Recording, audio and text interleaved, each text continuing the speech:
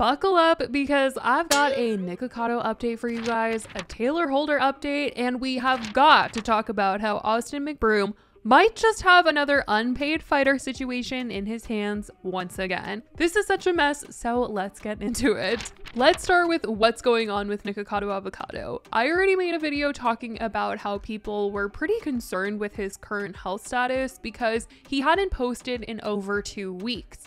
And for Nick, that was a cause for concern. Yes, he's a troll and he lies a lot. And he exaggerates for clicks and thumbnails, but this time felt different to people because he has never really missed an upload day. Maybe once in a while, but he pretty much posts that very next day. He posts daily pretty much. So for him to not be posting, people felt like it had to be serious. He did end up posting an update on his Patreon to his fans, apparently claiming that he was quitting YouTube, which people still don't really know what to believe there, but some have speculated that he pushed himself this far to try and maybe get a television show on a network like TLC, and maybe he's not posting because he got a deal and he's filming or something. I don't know, you guys. There's so many things being said right now. But the one thing that's been publicly said has been by his partner Orlin, who has claimed they're getting a divorce. And that is the cause for the absence.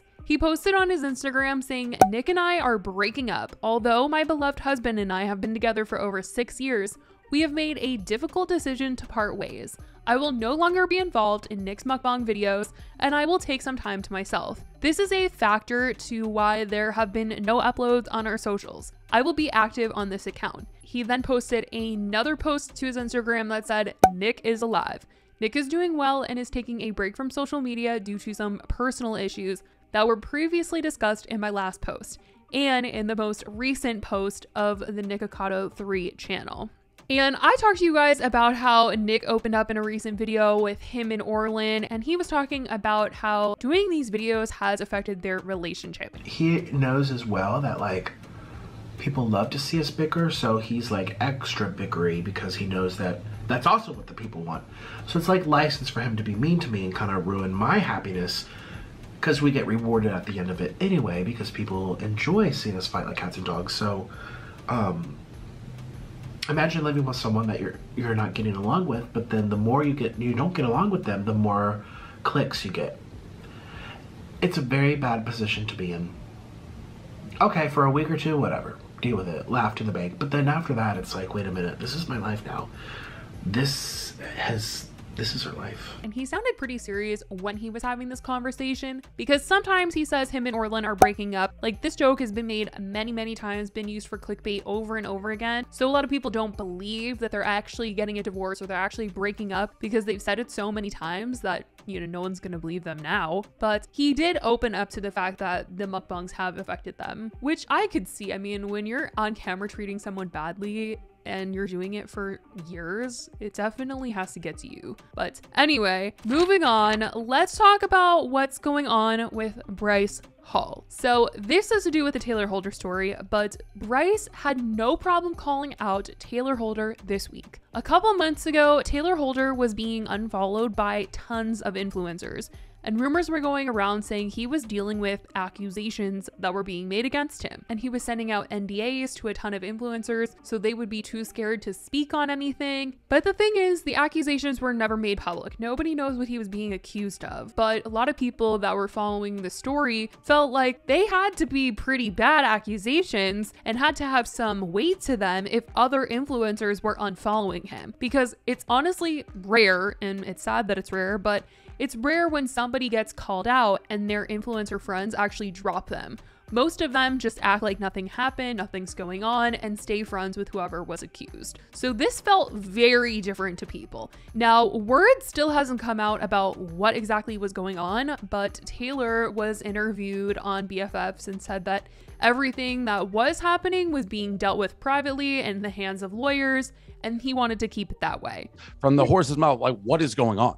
You know, just like, you know, we're all on the internet, man. We see how everything works. You know, cancel culture is a thing. Everyone talks, everyone gossips. At the end of the day, you know, there's a lot of stuff going on offline that should continue to be handled offline. And there's a lot of stuff that's sensitive topics that I don't agree with, and I will continue to handle offline professionally as stuff should be. You know, I think going to the internet about every problem that we ever have is a bit like, you know, it could be handled very differently, you know?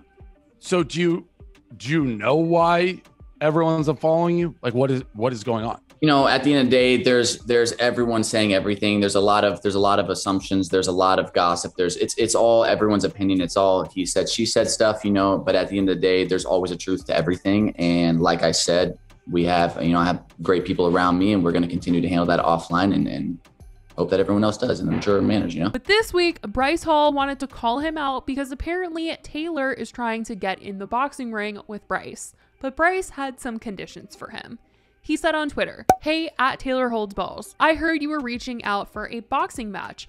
I'm down under a few conditions. Whoever sells more tickets gets all the money. You make a public statement to why you sent all your friends cease and desist letters, and respond to the SA allegations." Now, I don't think Taylor is going to be responding to Bryce. It's such a bad look, this whole thing, but I definitely want to know what you guys think about Bryce coming out and calling him out. Definitely fight is not going to happen under these conditions because Taylor clearly doesn't want to talk about what's going on, but I guess we'll see if something happens after this. But speaking of boxing, Austin Mcbroom has been ready to get back in the ring ever since he scammed everyone at his last fight and couldn't pay them what he originally promised them, and then got sued. Yeah, you guys remember that. He even admitted to making no money and said fighters were shortchanged on an Instagram story. He literally had to put this entire apology addressing the last fight before he could announce the new one. I mean, seriously, this is so embarrassing. You're admitting that you made no money because you had to pay fighters out of pocket, and they still were shortchanged, all because his ego got the best of him.